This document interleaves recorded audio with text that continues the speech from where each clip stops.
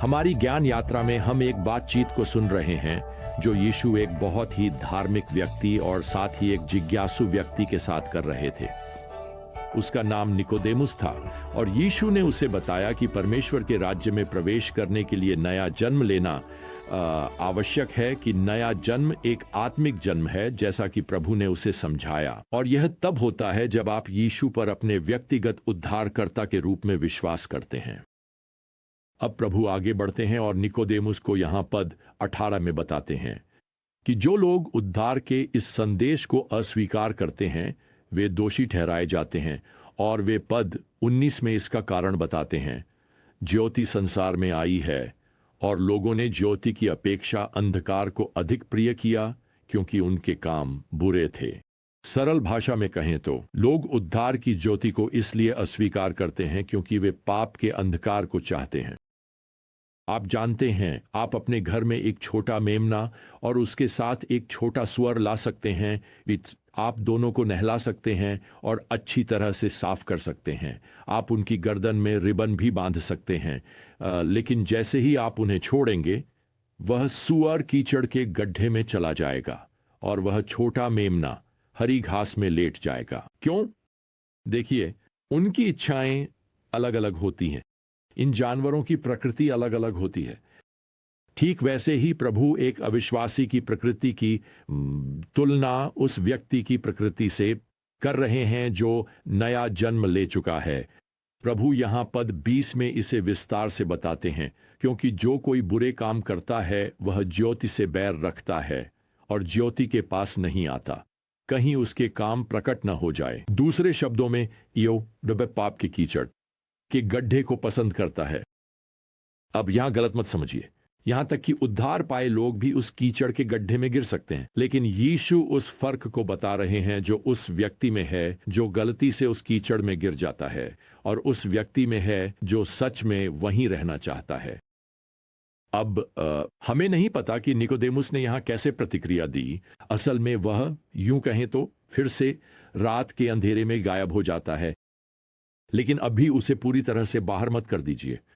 आप देखेंगे कि वह थोड़ी देर बाद फिर से दिखाई देगा। अब इसी बीच हम यहां पद 22 में पढ़ते हैं, इसके बाद हो यीशु और उसके चेले यहूदिया के देहात में गए और वह उनके साथ वहां रहा और बपतिस्मा देने लगा। अब आगे चलकर यूहन्ना का सुसमाचार यह स्पष्ट करेगा कि यीशु के चेले ही लोगों को बपतिस्मा दे रहे थे, जबकि यीशु स्पष्ट रूप से शिक्षा दे रहे थे।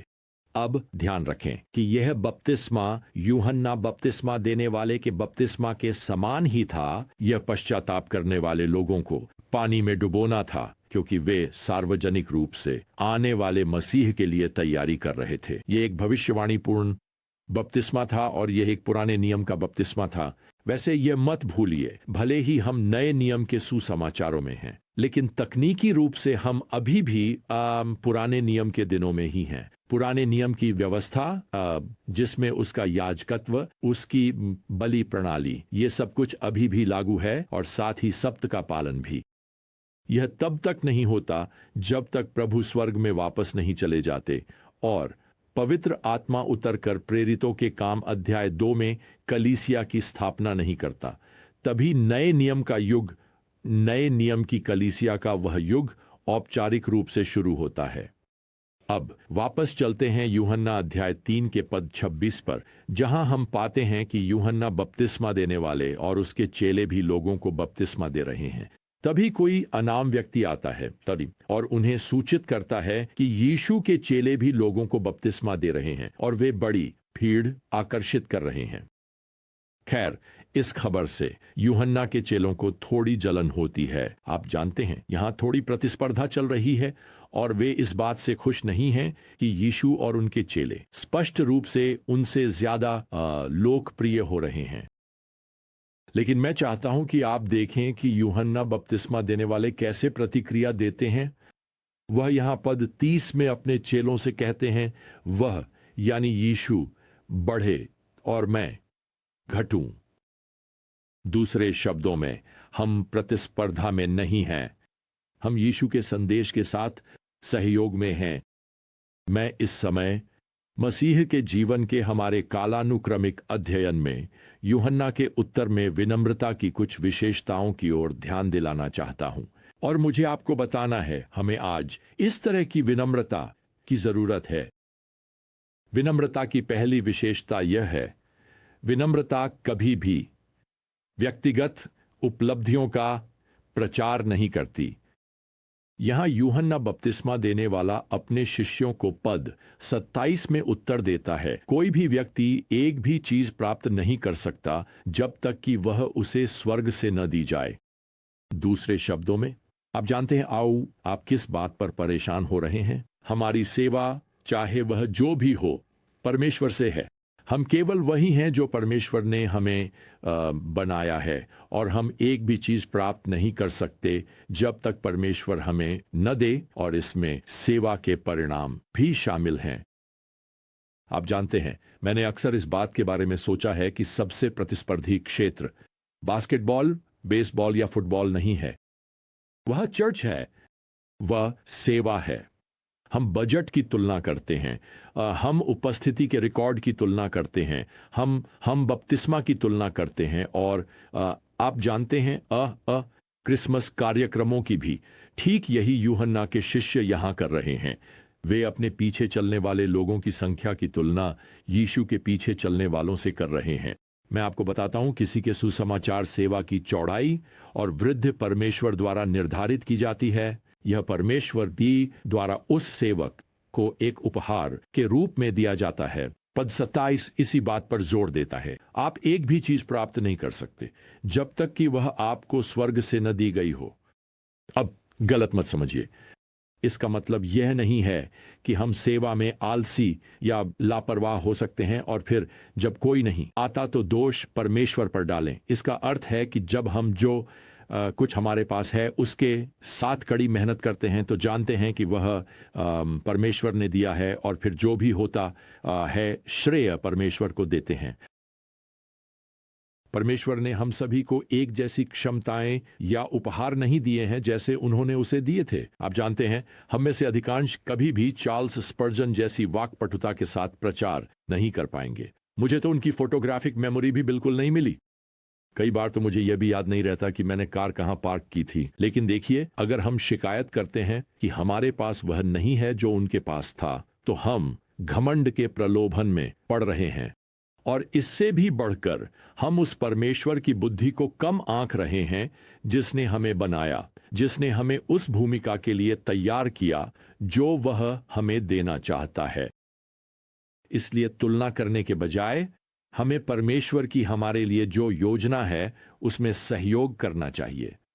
दूसरा गुण जो हम यहां यूहन्ना बपतिस्मा देने वाले में विनम्रता का देखते हैं वह यह है, विनम्रता कभी भी व्यक्तिगत महत्व को प्रमुखता नहीं देती।